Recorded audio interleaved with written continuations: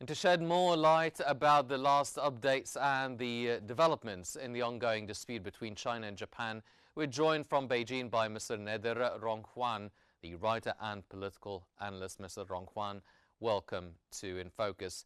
Did Prime Minister Takaichi's survival threats, warning in Taiwan, fundamentally end Japan's strategic ambiguity, or was it merely political signaling?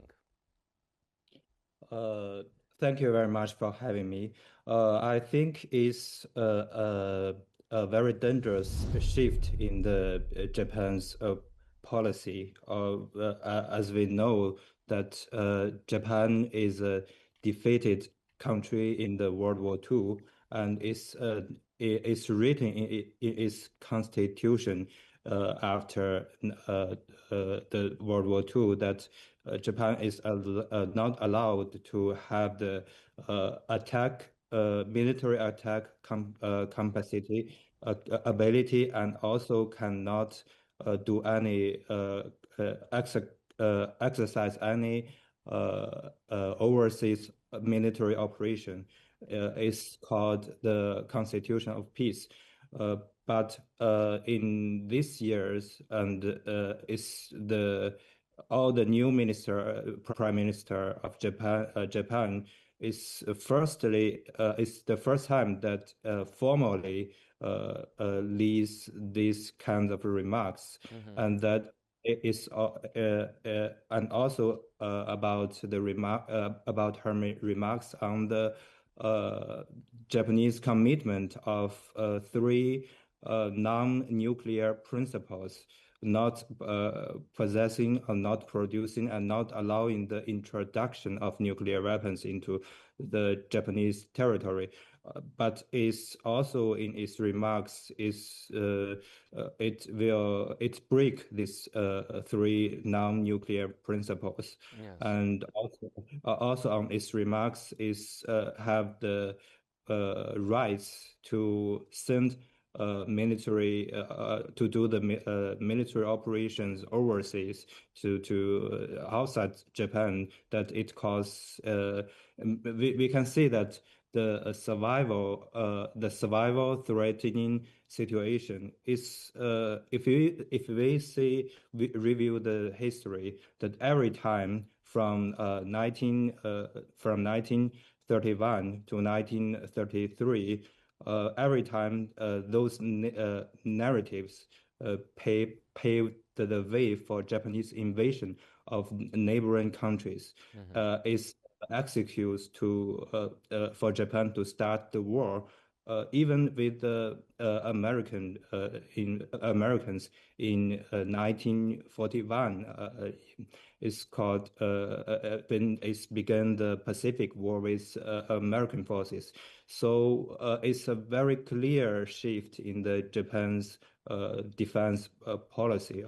It's also left the restraints for export weapons to the other countries. Yes. All these actions that Japan do now is a very dangerous signal that it reopen the wounds that the Asia countries which were occupied by Japan in the World War II. So I think it's a very dangerous signal, and it's Japan's ends is peace constitution of peace. Yes.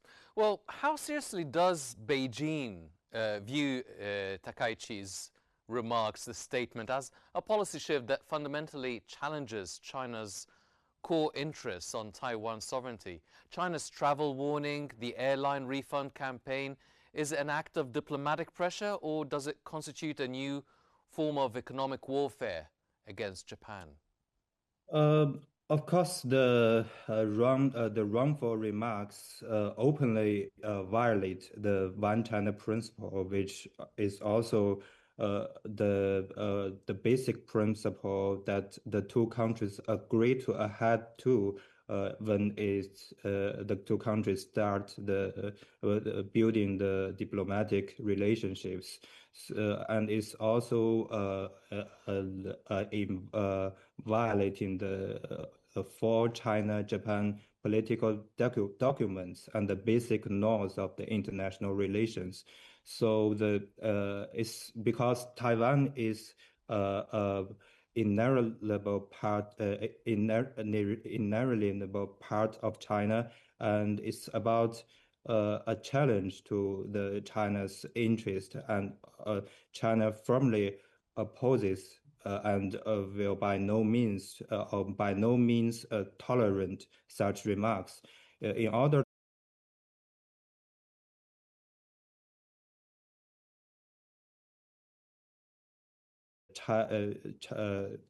China is uh, how to resolve the Taiwan question and realize national reunification is a matter of the Chinese people to decide, and it's not allowed it's not no interference by any external force. So these remarks is openly provocation to the One China principle and also to the Chinese and Japanese relationship and the post-World War II international order. Uh, Hmm. so it's broke the red line for China. So it's very dangerous. Hmm.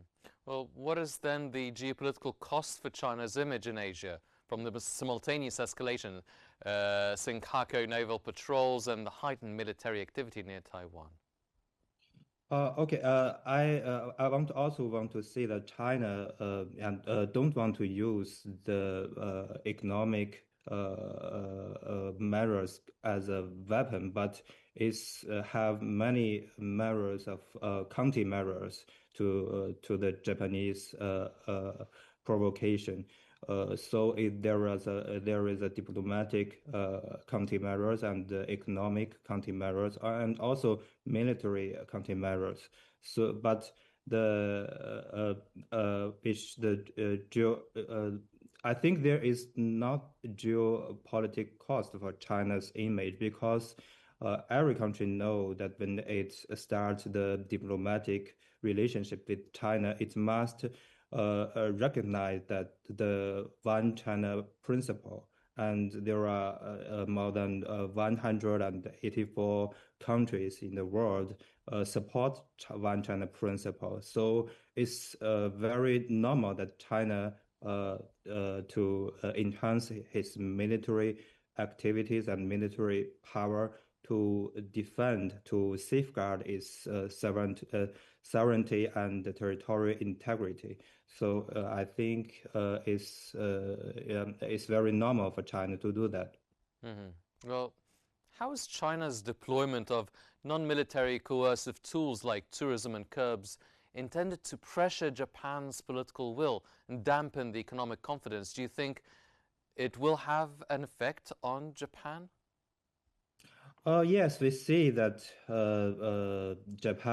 China is Japan's largest trading partner and the second largest export destination, and also is China is the biggest sources of materials for the Japanese market. So I think we have seen that there is a sharp down in the market in Japan because of the Chinese countermeasures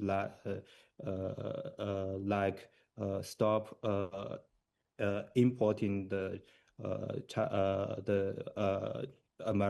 Japanese films and also stop because not stop warning Chinese travelers to travel to Japan.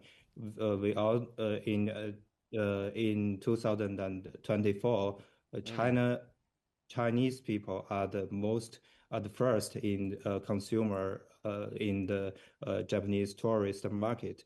mm-hmm, So it's availably that we can see that there is a damage on the economic in Japan, but it's not China's fault because we cannot do the business while the other part are boarding us.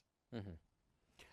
Mr. Ronghuan, now, is this escalating crisis fundamentally about Taiwan's status, or is it primarily a test of the resolve of the US-Japan alliance for future regional contingencies? I think the what Japan do now is also to meet the needs of the United States. So they all want to use the Taiwan question to prevent the Chinese race of the Chinese development. But this, as I say, that the Taiwan question is a red line for China to do any for China to develop any relationship with any countries in the world that China will defend for safeguard its sovereignty and in territorial integrity, whatever the price is. Mhm. Mr. Nether Ronghuan, the writer and political analyst, thank you very much, sir, for joining us from Beijing.